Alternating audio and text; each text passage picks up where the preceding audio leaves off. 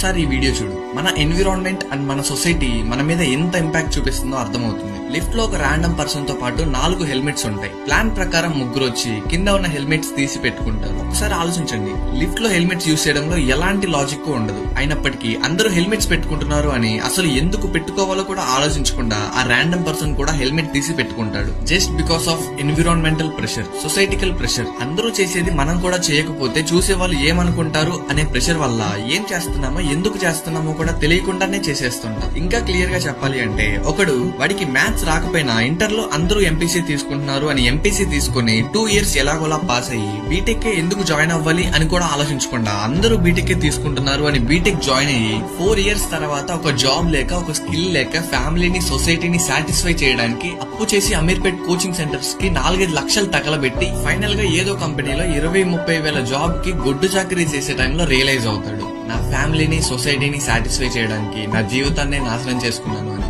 So నీకు ఒక్కటే చెప్పాలి అనుకుంటున్నా, ఎవరి లైఫ్ లో వాడు బిజీగా ఉన్నాడు. ఎస్పెషల్ గా నీ గురించి ఆలోచించే అంత టైం అండ్ ఇంట్రెస్ట్ ఎవ్వడికి లేదు. సో ఏది చేస్తే నువ్వు హ్యాపీగా ఉంటావో, ఏది చేస్తే నువ్వు సాటిస్ఫై అవుతావో అదే చెయ్యి. And please don't care about this so called bitch society.